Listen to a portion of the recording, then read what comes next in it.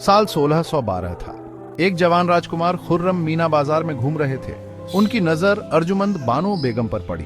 उनकी खूबसूरती ने उन्हें मोहित कर लिया। वो उन्हें अपना दिल दे बैठे। उनका प्यार किंवदंती बनने वाला था। खुर्रम, जो आगे चलकर शाहजहां कहलाए, ने अर्जुमंद बानो बेगम को अपनी बेगम बनाया। उन्होंने उनका नाम मुमताज महल यानी महल की सबसे प्यारी रखा। उनका प्यार बहुत गहरा था। मुमताज महल सिर्फ शाहजहां की प्रेमिका ही नहीं थी, बल्कि उनकी सबसे भरोसेमंद सलाहकार भी थी। वो बहुत ही समझदार महिला थी। वो राजकाज के मामलों में उन्हें सलाह देती थी। वो उनके साथ युद्ध अभियानों पर भी जाती थी। वो उनकी जिंदगी की रोशनी थी। हर गुजरते साल के साथ उनका रिश्ता और मजबूत होता गया। उनके 14 बच्चे हुए। इससे उनका रिश्ता और भी पक्का हो गया। लेकिन किस्मत ने, जैसा कि अक्सर होता है, एक क्रूर मोड़ ले लिया।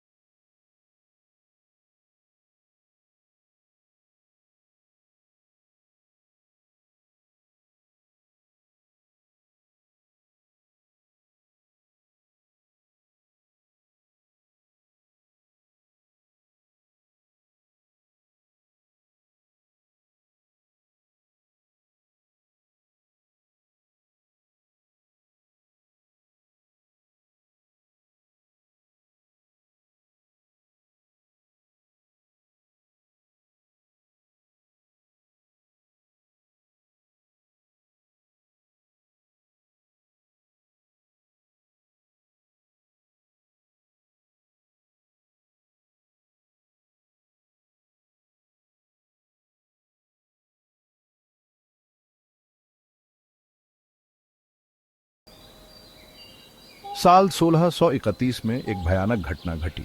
मुमताज महल, जो अपने 14वें बच्चे को जन्म दे रही थीं, की मृत्यु हो गई। शाहजहां बहुत दुखी हुए। उनकी जिंदगी की रोशनी बुझ गई थी। दुख ने उन्हें घेर लिया। वो बहुत दुखी थे। अपनी मृत्यु से पहले मुमताज महल ने अपने प्रिय शाहजहां से एक वादा लिया। उन्होंने उनसे एक मकबरा बनाने के लिए कहा। यह उनके प्यार का प्रतीक होगा, एक ऐसा प्यार जिसे मौत भी कम नहीं कर सकी। शाहजहां, जो बहुत दुखी थे लेकिन दृढ़ निश्चयी भी, ने उनकी अंतिम इच्छा पूरी करने का संकल्प लिया। वो एक ऐसा स्मारक बनाएंगे जो दुनिया ने पहले कभी नहीं देखा होगा। एक ऐसा स्मारक जो उनके प्यार को अमर कर देगा। ये खबर पूरे साम्राज्य में फैल गई। सबसे अच्छे कारीगरों को आगरा बुलाया गया। आर्किटेक्ट, मिस्त्री, सुलेखक और जड़ाई करने वाले कारीगर शहर में आ गए। वे फारस, तुर्क साम्राज्य और यूरोप से भी आए थे। वे अपने साथ अपना हुनर और अपनी कला लेकर आए थे। वे इस महत्वपूर्ण काम को शुरू करने के लिए तैयार थे। चारों ओर काम की धूम मची हुई थी। छेनी पर हथौड़ों की आवाज मैदानों में गूंज रही थी। संगमरमर को काटते हुए आरी की आवाज हवा में गूंज रही थी। हजारों लोग तेज धूप में काम कर रहे थे। वे शाहजहां के सपने को पूरा करने के लिए अथक प्रयास कर रहे थे। यमुना नदी के किनारे रचनात्मकता और कामकाज का केंद्र बन गए थे। धीरे धीरे मजबूती से ताजमहल जमीन से ऊपर उठने लगा। मकराना से निकाला गया सफेद संगमरमर भारतीय सूरज के नीचे चमक रहा था। यह एक सपने के सच होने जैसा था। हर एक पत्थर को पूरी कुशलता से काटा गया था। हर एक छोटी जड़ाई कारीगरों के हुनर का प्रमाण थी। वे खुद अपने आप में कलाकार थे। मुख्य गुंबद, जो इंजीनियरिंग का एक अद्भुत नमूना था, आसमान की ओर ऊंचा उठा हुआ था। इसके ऊपर सोने का कलश लगा हुआ था, जो आस्था और आकांक्षा का प्रतीक था। चार मीनारें पतली और खूबसूरत चबूतरे के चारों कोनों पर पहरा दे रही थी। ऐसा लगता था जैसे वे आसमान को छूने की कोशिश कर रही हों। ताजमहल सिर्फ एक इमारत नहीं था, यह संगमरमर में लिखी एक कविता थी। प्रेम और वियोग का एक गीत था। ताजमहल के चारों ओर चारबाग बगीचा बहुत ही सुंदर तरीके से बना हुआ था। ये 4 भागों वाला बगीचा कुरान में वर्णित स्वर्ग का प्रतिरूप था। पानी की नहरें, जो स्वर्ग की 4 नदियों का प्रतीक थीं, पूरे बगीचे में बहती थीं। इनके किनारे सरों के पेड़ थे, जो मृत्यु का प्रतीक थे, और फलदार पेड़ थे, जो जीवन का प्रतीक थे। हवा में गुलाब, चमेली और लिली की खुशबू फैली हुई थी। फव्वारे धूप में चमक रहे थे। उनका पानी हवा को ठंडा कर रहा था। चिड़ियों की आवाजें गूंज रही थीं। इससे शांति और सुकून का एहसास होता था। बगीचे चिंतन और सोने के लिए एक अच्छी जगह थे। वे जीवन की क्षण भंगुरता और प्रेम की अनंतता की याद दिलाते थे। ताजमहल के पीछे यमुना नदी शांत बहती थी। इसमें स्मारक की सुंदरता दिखाई देती थी। गुलाबी और स्लेटी रंग के हल्के रंगों वाला सफेद संगमरमर बदलती रोशनी के साथ अपना रंग बदलता हुआ प्रतीत होता था। सुबह के समय ताजमहल हल्के गुलाबी रंग में चमकता था।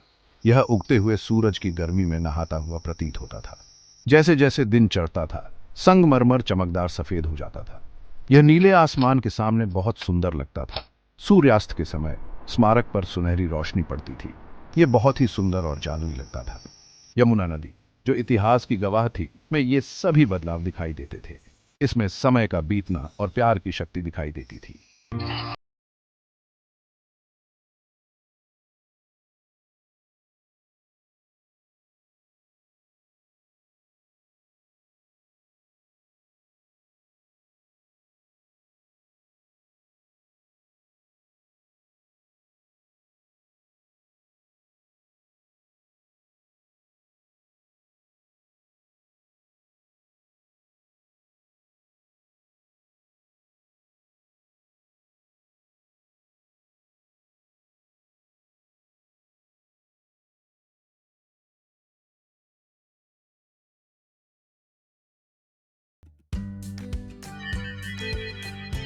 सदियां बीत चुकी हैं, ताजमहल आज भी खड़ा है। यह एक ऐसे प्यार की याद दिलाता है जिसकी कोई सीमा नहीं थी। यह मुगल साम्राज्य की कला और वास्तुकला का प्रमाण है। हर साल लाखों लोग ताजमहल देखने आते हैं। वे दुनिया के कोने कोने से आते हैं। वे इसकी सुंदरता देखने आते हैं। वे संगमरमर में लिखी एक प्रेम कहानी को श्रद्धांजलि देने आते हैं। ताजमहल सिर्फ एक स्मारक नहीं है, यह एक एहसास है। यह प्रेम की एक फुसफुसाहट है जो समय के साथ गूंजती रहती है। ताजमहल एक कालातीत कृति है। यह आने वाली पीढ़ियों को प्रेरित करता रहेगा।